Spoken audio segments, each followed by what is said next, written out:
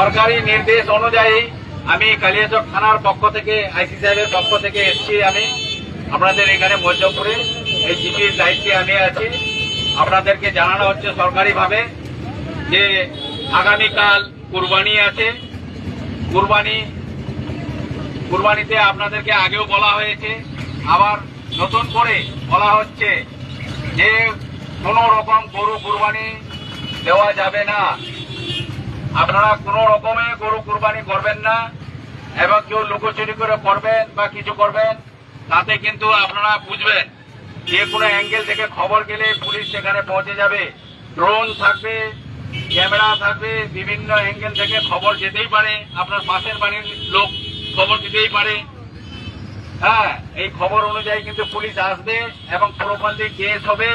সেই আনন্দটা কিন্তু আপনার থাকবে না, আনন্দটা অন্য জায়গায় যাবে। আর আপনি বলতে পারবেন না যে আমরা জানি না। তো গরু কুরবানি করা চলবে না। আর খাসি কুরবানি দিবেন, প্রকাশ্যে দিবেন না, কোনো আড়ালে দিবেন যেন কারো অসুবিধা না হয়। রক্ত ড্রেনে যেন না যায়, রক্ত গর্ত করে ওখানে ইয়ে করবেন। কোনো হাড় কোথাও ফেলবেন না। এদিক ওদিক একটা হাড় ফেললেন, একটা কুকুর কোথাও নিয়ে যা মন্দিরে ফেলে দিল, সেটা নিয়ে বিতর্ক যেন না হয়। আমরা আনন্দ করব, অবশ্যই করব, কিন্তু কাউকে অসুবিধা করে আনন্দ করব না। আর সবাই শুনে নেন, গরু কুরবানি দেওয়া চলবে না। কাউকে ফোন করেও বলবেন না যে আমি যদি কোনো জায়গায় গোপনে দিব বা কিছু করে দিব, সেটা কিন্তু কেউ দায়িত্ব নিবে না। সে নিজের দায়িত্ব বুঝে নেবেন। সরকারের নির্দেশটা মানবেন আপনারা সবাই।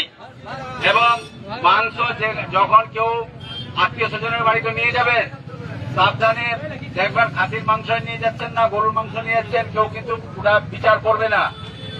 একটা টোটোতে উঠছেন আপনারা, দুজন প্যাসেঞ্জার পাবলিক আপনি আছেন, দুজন আর অন্য কোনো প্যাসেঞ্জার আছে, ওই টোটোতে যাবেন না মাংস নিয়ে। বা পার্সোনাল গাড়ি হলে আলাদা ব্যাপার, যেটাতে জনসাধারণ যাচ্ছে সেই গাড়িতে আপনারা যাবেন না। না যাওয়ারই চেষ্টা করবেন, পার্সোনাল গাড়িতেই যাবেন। বা কেউ যদি ফোন করে বলে দিল যে ব্যাগে করে মাংস যাচ্ছে, পুলিশকে বলে দিল, পুলিশ এসে কিন্তু সেখানে আপনার বেশির লাগায় চেক করবে না যে এটা খাসির মাংস আছে না কিসের মাংস আছে। বুঝতে পারছেন? হ্যাঁ, তো আপনারা সাবধানে কুরবানি, আপনি খাসির কুরবানি দেন, কিন্তু কাউকে অসুবিধা করে কোনো রকম কুরবানি দিবেন না, আড়ালে থাকবেন। এবং সেদিন বাইক হেলমেট ছাড়া দুজনের বেশি যাবেন না। হেলমেট লাগবে মাস্ট, এবং লিমিটে গাড়ি চালাইতে হবে। কালকে কিন্তু গাড়ি চেকিং খুবই হবে।